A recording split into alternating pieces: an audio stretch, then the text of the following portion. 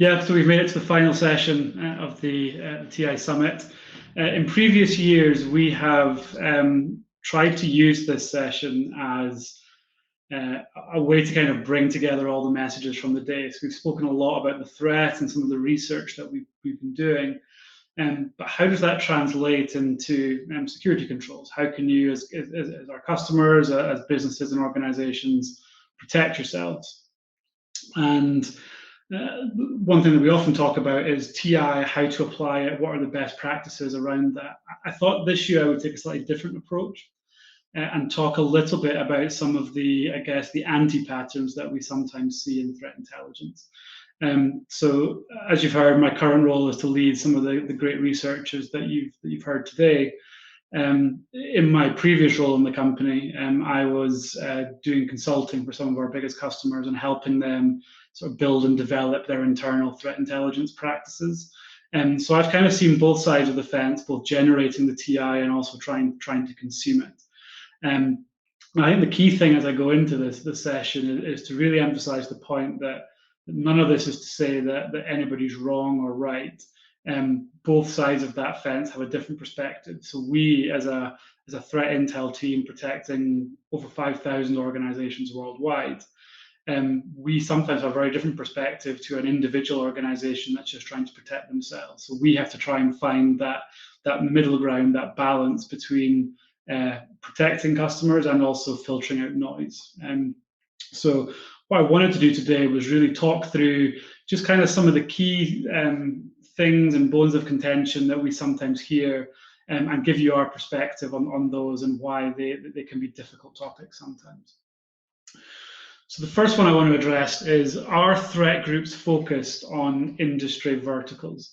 And the reason this comes up quite a lot is we're often asked to give statistics or like focused threat brief presentations to customers that are focused on their vertical or look at threats across different verticals. If we look at this example, so these are the ransomware incidents from this year and split up by vertical. So we do these vertical based statistics. But as you can see here, what this stat tells us is that potentially manufacturing is being heavily targeted by ransomware.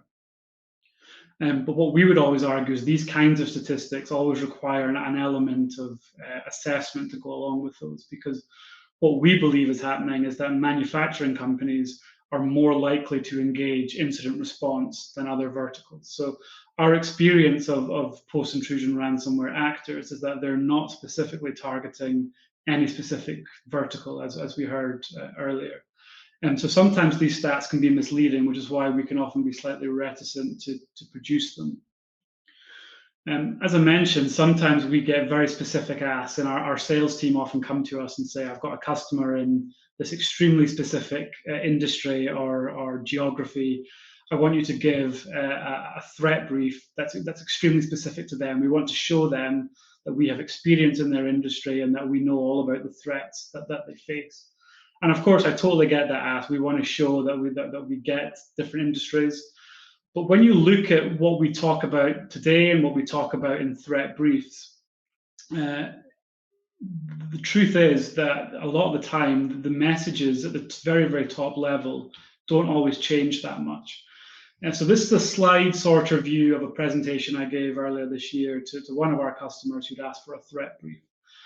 So as you can see, this is 42 slides long. And really what we're trying to do is capture the essence of the whole threat landscape within 42 slides. And this is maybe a 45-minute presentation.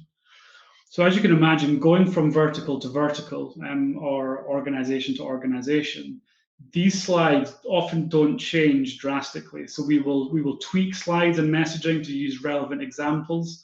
But at the top level, the threat for most organizations is generally fairly consistent. If we zoom into this slide, so this is a slide we created to try and show, there's a lot of information in the slide, and we try and show what are the key threats that face our customer base. So you can see here, the blue dots are kind of the core sort of intent-based threats, so ransomware, business compromise, nation-state espionage, financially motivated data theft, etc. And these purple ones here are kind of more tactically focused threats, but they may lead to one of these things. So there's kind of two sets of threats that we're looking at. And we can put those on a risk matrix and say which ones are most likely, which ones are going to have the most impact, and then we can focus our research accordingly. This is kind of our view of it across our customer base. Now, for the financially motivated threats, that stays fairly consistent for pretty much any customer that we speak to. So regardless of who you are, the threat from ransomware, from BEC, from crypto mining is generally pretty consistent. What does change is the threat from nation state actors. So that really depends on not necessarily the vertical that you're in, but the data that you have that might be of interest to them. So if we look at, for example, nation state destructive attacks, if I'm giving a threat brief to a Middle Eastern oil and gas company, I might position the likelihood of that attack as much higher because we have seen in the past a number of state-sponsored destructive attacks targeting Middle Eastern oil and gas companies. If you are, for example, a technology company or a manufacturing company with sensitive intellectual property, we might say that nation-state espionage, again, is a fair bit higher for you than perhaps the industry average. But equally, if you are that specific case of being a Mediterranean mollusk fisher, then we might say that the nation-state targeting is likely very low for you. And if it does happen, the impact's going to be low.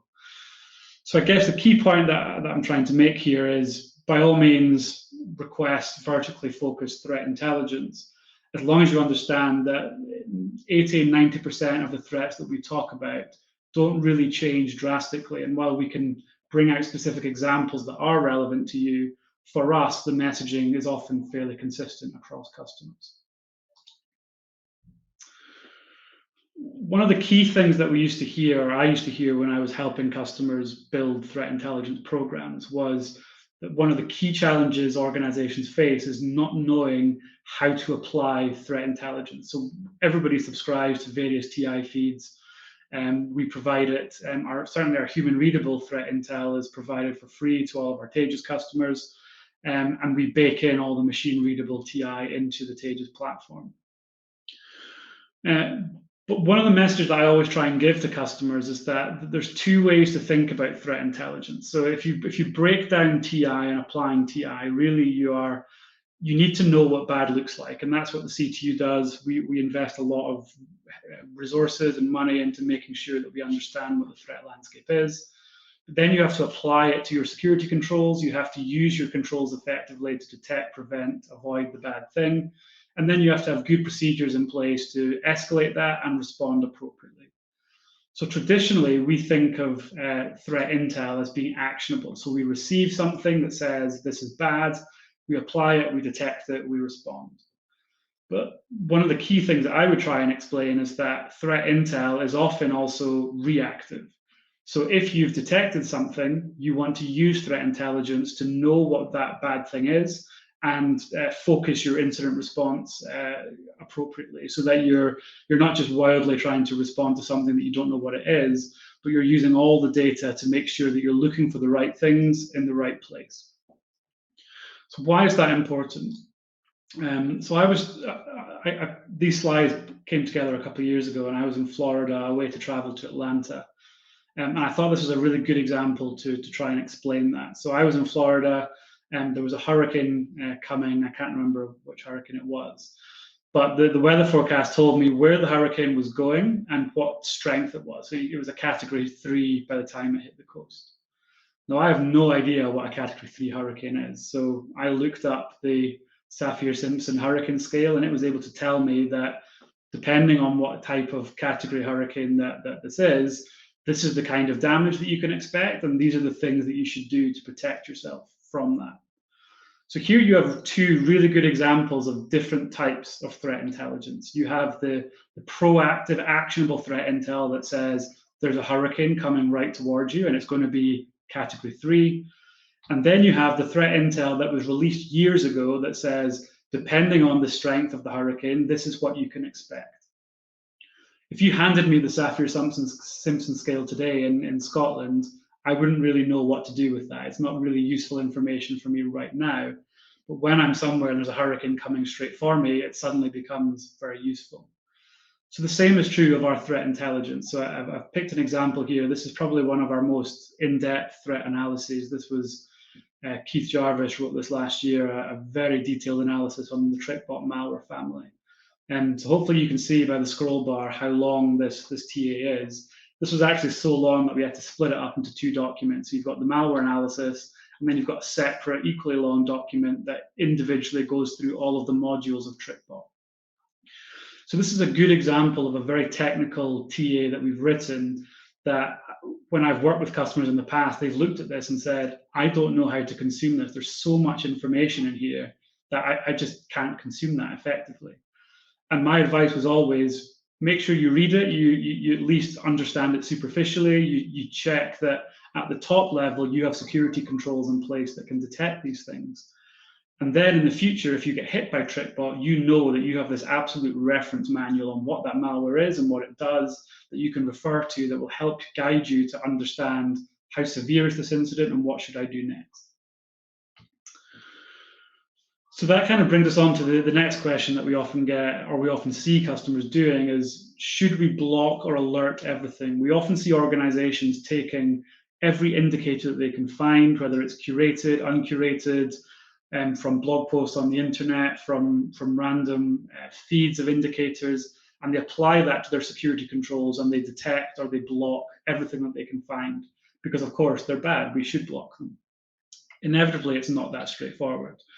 In the same way as the human readable threat intelligence, the same is true for indicators and signatures, that some are very good for proactively detecting things, but some are more useful in a sort of reactive context and enrichment phase when you're trying to understand what's going on.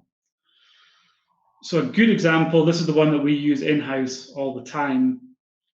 So this is PuTTY, well-known network administration tool. Probably most IT admins will use this tool.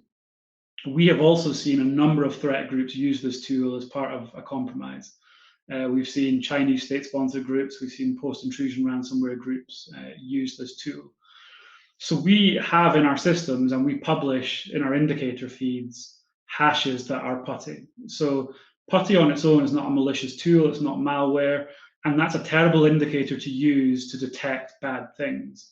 Because if you apply those to your controls, you're going to get false positives across the board. But if you are reacting to an incident involving one of the threat groups that use PuTTY, it suddenly becomes a useful indicator because you want to know, well, what tools should I be looking for? What might be an indicator that gives you the breadcrumbs to look for as to where they might have been in your environment. So we're constantly battling that to figure out, well, which indicators are good for blocking and which ones are more useful for context and enrichment. And we try and expose that in the different lists and the different ways that we provide indicators to our platforms and to our customer base.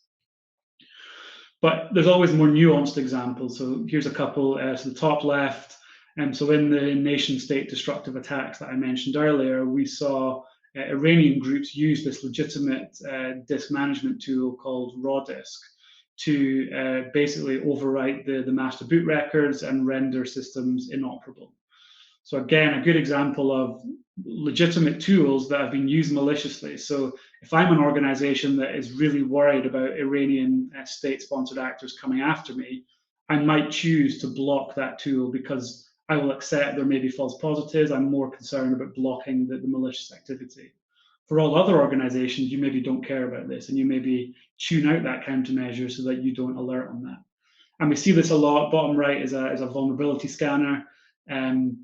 We see this all the time where sometimes they're legitimately used and other times they're more malicious. So we always describe it as sort of tuning and using sliders to adjust what's relevant to you. And of course, not every organization does this. Some do it better than others. This is kind of towards the higher end of maturity, but our job is to kind of give you a baseline where we say, this is kind of what we think most organizations want to detect and alert on.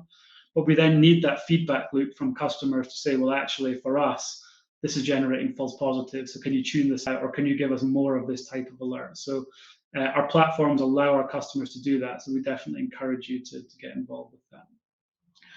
In a similar vein, we often talk a lot about false positives, and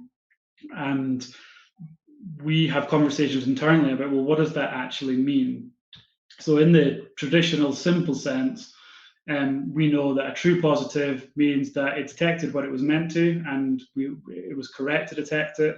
And a false positive means, well, it detected it, but it wasn't actually the thing that it was meant to be.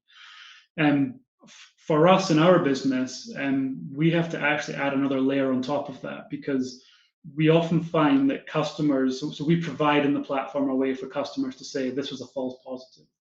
What we often find is that what customers mean by false positive is different to what we mean by false positive. For us, we want our countermeasures and our indicators to detect the thing that we thought it was going to detect. So as a good example, if we have a countermeasure for Quackbot, and that alerts Quackbot in an environment, and the customer had Quackbot, but their firewall blocked the command and control infrastructure traffic, that customer might block that alert as a false positive, because for them there was no genuine connection to the C2, there was no real security incident, so for them that was a false positive. But that then feeds into our systems, which says this countermeasure generated false positives, but when we look at it, the countermeasure was entirely correct. There was Quackbot in the environment. So we always have to fight that battle a little bit. We actually add an extra layer on top of that. So we talk about false positives, benign true positives, malicious true positives, and alerts that weren't actionable. So in those middle two layers, a benign true positive is one where the countermeasure was accurate, but it wasn't actually a true incident. And a malicious true positive is one where the countermeasure was accurate and it wasn't malicious. We then restrict false positives to being those alerts that only detected the wrong thing. We often talk a bit about confidence, and we often get asked, can you provide a confidence score with your indicators, with your signatures, so I know whether I should block this or not? But again, confidence is a very nuanced term that for us has a number of different dimensions, which makes it difficult for us to say in a single attribute, this is how confident we are. Confidence could be many things. It could be, like I've just discussed, confidence that you should block an indicator. Is this a good indicator of badness that you block, or is this one that you use for context and enrichment? It could be that confidence that an indicator is an indicator of a specific threat. So how confident are we that this is Bronze Union versus just general badness? It could just be confidence in our observation. So if we've seen this in incident response, we're extremely confident that this was directly observed in badness. If this is an indicator from a third party, we're maybe less confident in that. So it may still be a good indicator to use to block. We're just less confident in the provenance of that indicator. So as you can see, there's a whole scale of things that confidence could mean, which is why currently we don't expose confidence as an attribute in our thing, because in our experience, it can generally get sort of misused or misunderstood. And so we're trying to think of ways that we can expose these kinds of dimensions within the indicators that we provide.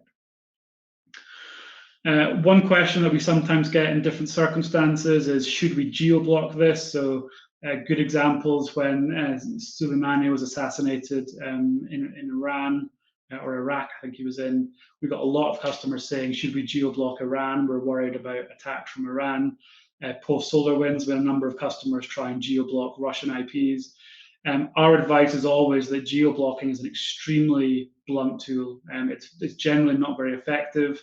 And any sophisticated actor is going to be trying to use infrastructure within the target country, so VPN access. And when we've tried in the past to pull stats together that say where are attacks coming from, the vast majority tend to come from the US, not because they're American actors, but because the threat actors across the world are using American infrastructure to try and target American companies. And then the last thing I want to talk about is third-party TI. We often get asked and discuss internally, especially with our platforms, how do we enable third-party TI? So we totally accept that everybody has TI that isn't just from Secureworks. And what we would ask is that everybody does a reasonable job of assessing, well, not just adding all third-party TI for the reasons that I've explained, but really assessing which third-party TI does it make sense to do. And there's a number of things that we would recommend asking yourselves. So how reliable is the source of threat intel? Is it just sort of open source, anybody can contribute, or does it come from somebody reputable?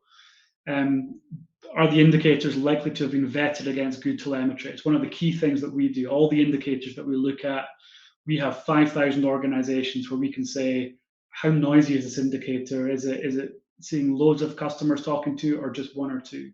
And that can be a good indicator as to whether we should use this to block things or not. Are the indicators designed for proactive blocking? Is it reactive enrichment, like I discussed earlier? Is it a curated source? So we highly curate all of our indicators so that we age them off when we don't believe they're bad anymore. What we see from a lot of open source indicator lists is that they don't age them off. So the list grows over time and people think, wow, there's loads of indicators, this must be a good source. But actually, most of the indicators don't represent what they initially represented when they were bad, which of course leads to lots of false positives and noise. And then if you do get an alert for this TI, how much context do you get if it raises an alert? It's only as useful as the context that you get, because an alert saying, I've detected this and it's bad, doesn't really help you unless you know what to do next. So that was the sort of the TI part that I want to talk about. The last thing, we always finish the TI Summit with these messages. You've seen this lots today, as well as Tony Sager mentioning that these aren't the be-all and end-all, which I absolutely agree with. But our experience is that organizations that do these things are generally better at detecting, preventing, and responding to these threats. So yes, think about threat intelligence and how you apply it, but multi-factor authentication, patching, EDR, and well-prepped incident response are the kind of key things that we see being the key differentiator between success and failure in most organizations.